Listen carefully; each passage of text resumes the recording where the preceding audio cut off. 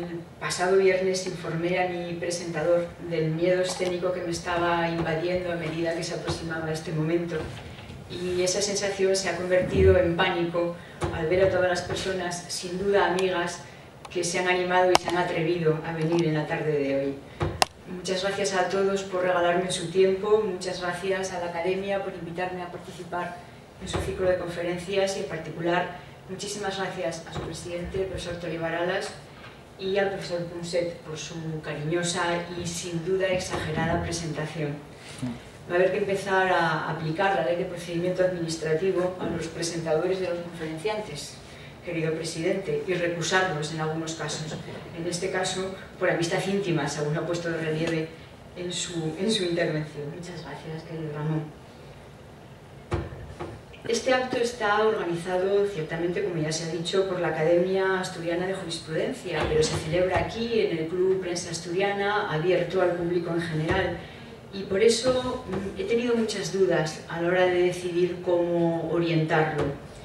Finalmente he optado por un enfoque que combina la dimensión estrictamente jurídica con otra más vinculada a las relaciones internacionales. Y seguramente con esta decisión el resultado será que dejaré descontento a todo el mundo, a los que esperaban un análisis técnico más profundo y a los que preferirían escuchar valoraciones más políticas. Además, el título que he elegido no es muy atractivo, y ya me lo ha dicho mi madre, que es mi crítica más certera. Simplemente lo que pretendo hacer, ya lo ha apuntado el profesor Punset, lo que pretendo hacer es un diagnóstico de la situación actual de la Unión Europea. Como ya se pueden imaginar, el resultado no va a poder ser del todo positivo, pero tampoco va a salir del todo negativo. Voy a intentar dibujar un panorama, y digamos que, como en tantas otras cosas de la vida, en la Unión Europea hay claroscuros, y eso es lo que voy a intentar poner de relieve.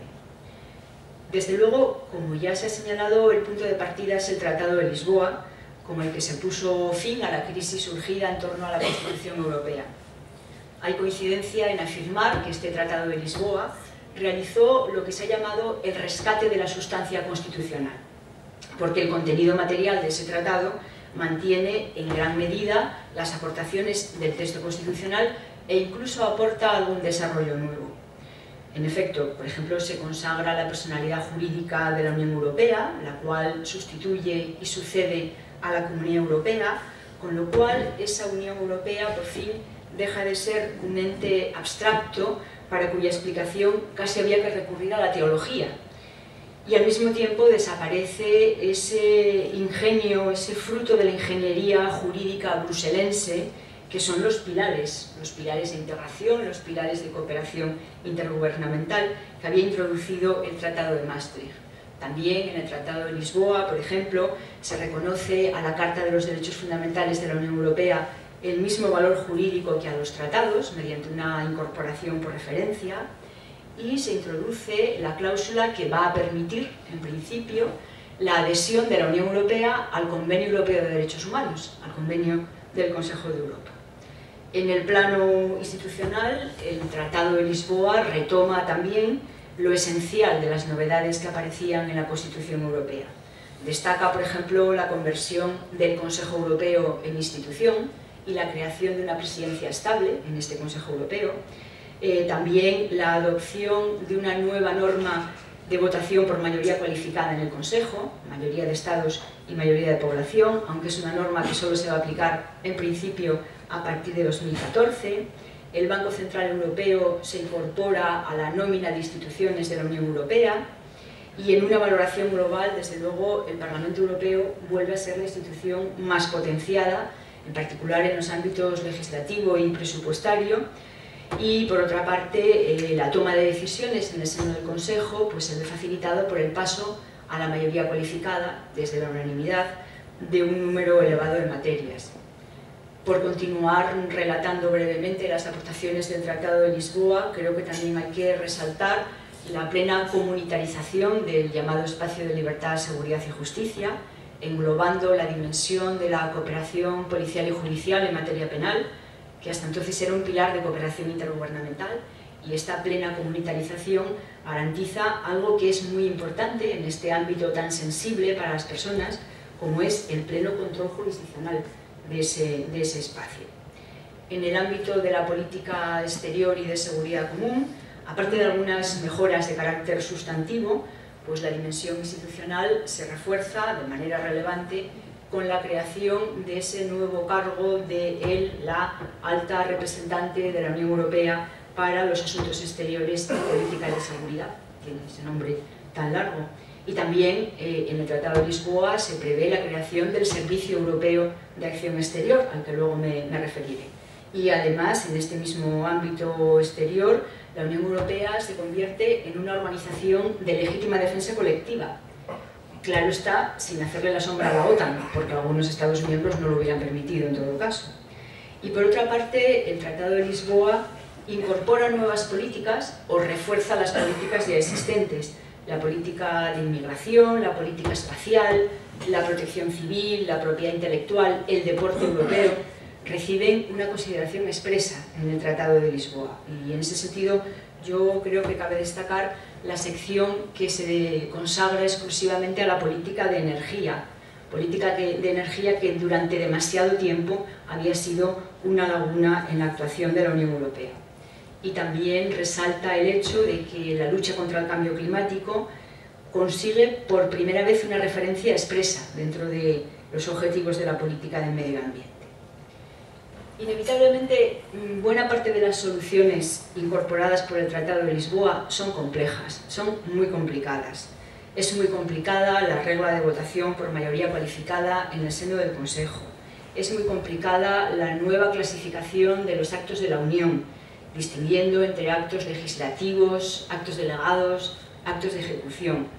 Lo mismo se puede decir que es muy complicado también el reparto de competencias entre la Unión y los Estados miembros, reparto que gira en torno a los conceptos de competencias exclusivas, competencias compartidas, competencias de apoyo, y además hay que añadir la competencia de coordinación de las políticas económicas y las competencias en materia de la política exterior y de seguridad común.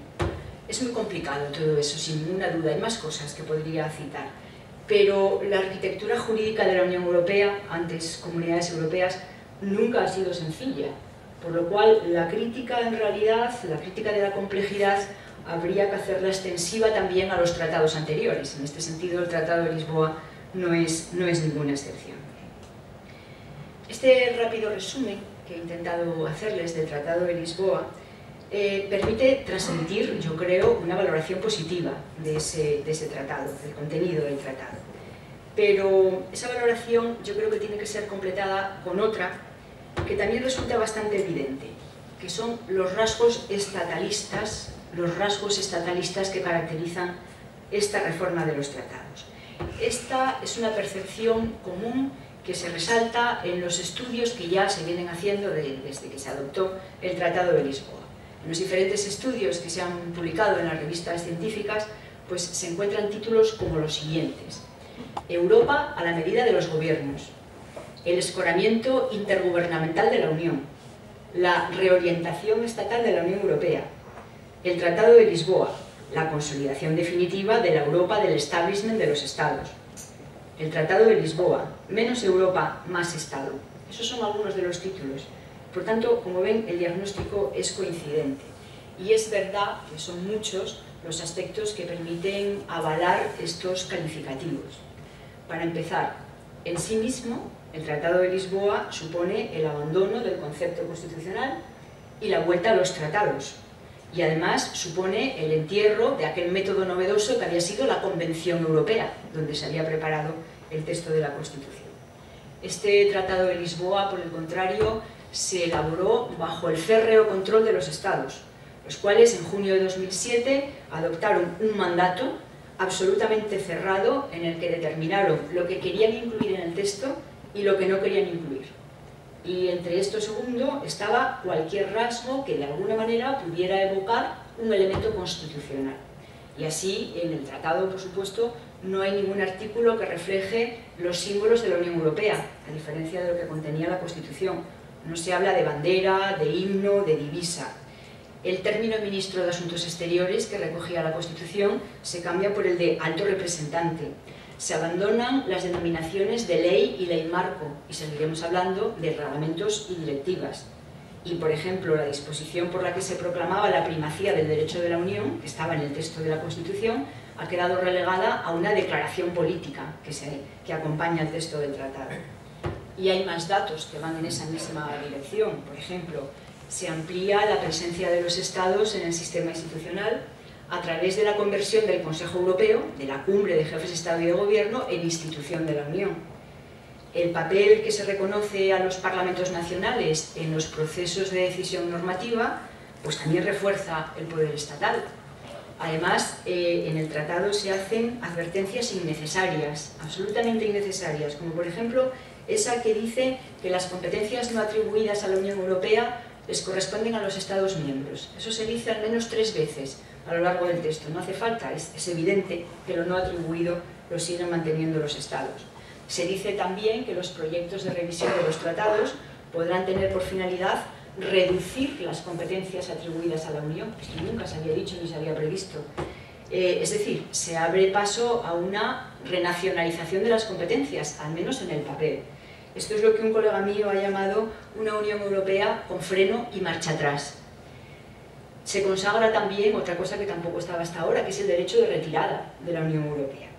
Y además el Tratado de Lisboa recoge diversos compromisos políticos y soluciones ad hoc para determinados estados recalcitrantes, como ocurre, por ejemplo, con el protocolo sobre la aplicación de la Carta de los Derechos Fundamentales al Reino Unido y a Polonia, al que después se ha incorporado también la República Checa, mediante el cual pues, estos estados limitan la posibilidad de que la Carta sea invocada ante sus tribunales nacionales.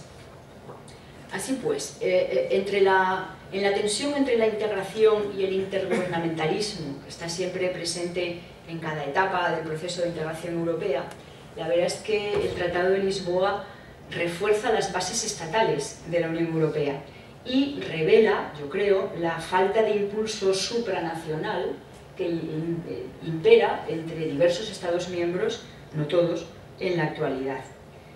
Y después del Tratado de Lisboa, un Consejo Europeo de diciembre de 2008 añadió un estrambote a esas tendencias estatalistas, con el pretexto de atender a lo que denominaron las preocupaciones del pueblo irlandés, para que el segundo referéndum que había que celebrar en ese país resultara propicio, los jefes de Estado y de Gobierno decidieron mantener un comisario por Estado miembro, haciéndose así de paso un favor a todos, no solo a Irlanda, sino a todos, y abandonando la reducción del tamaño de esa institución que se había acordado en Lisboa y que ha quedado, por tanto, como papel mojado antes de llevarse a la práctica. Siendo todo esto así, la entrada en vigor de este tratado, el 1 de diciembre de 2009, proporcionó un considerable alivio a quienes pensaban que era un texto importante para continuar en la integración europea. Desde entonces, desde la entrada en vigor del Tratado de Lisboa, han sucedido muchas cosas que siguen poniendo de relieve las luces y las sombras de la Unión Europea. Entre las primeras, entre las luces, yo creo que hay que destacar que el Tribunal de Justicia de la Unión Europea sigue manteniendo a buen ritmo su tarea de construir la unión jurídica. En el año 2010 el Tribunal ha dictado algunas sentencias que ya son de referencia obligada y yo voy a aludir a ellas muy brevemente.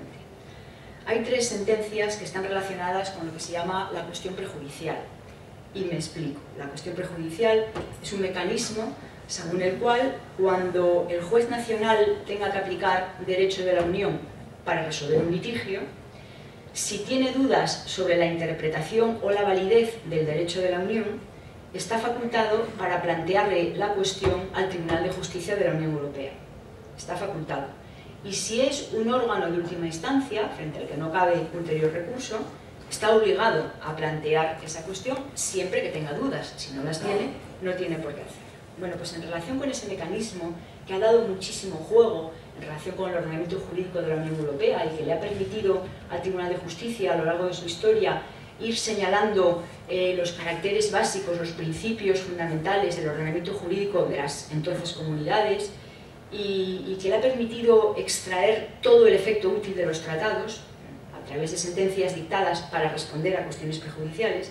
Bueno, pues entre las sentencias recientes, como digo, hay algunas que se refieren precisamente a este mecanismo. Y dos de ellas en particular, en dos de ellas el tema de fondo es el alcance del paralelismo entre la cuestión prejudicial y la cuestión de inconstitucionalidad interna. Un tribunal alemán le planteó al Tribunal de Justicia la cuestión de si, dado que para inaplicar una ley contraria a la Constitución debe plantear previamente cuestión de inconstitucionalidad, si, siendo esto así, para inaplicar una ley contraria al derecho de la Unión debe aplicar cuestión prejudicial. Es decir, si el problema está entre la ley y la Constitución, el juez alemán debe plantear una cuestión de inconstitucionalidad al Tribunal Constitucional alemán.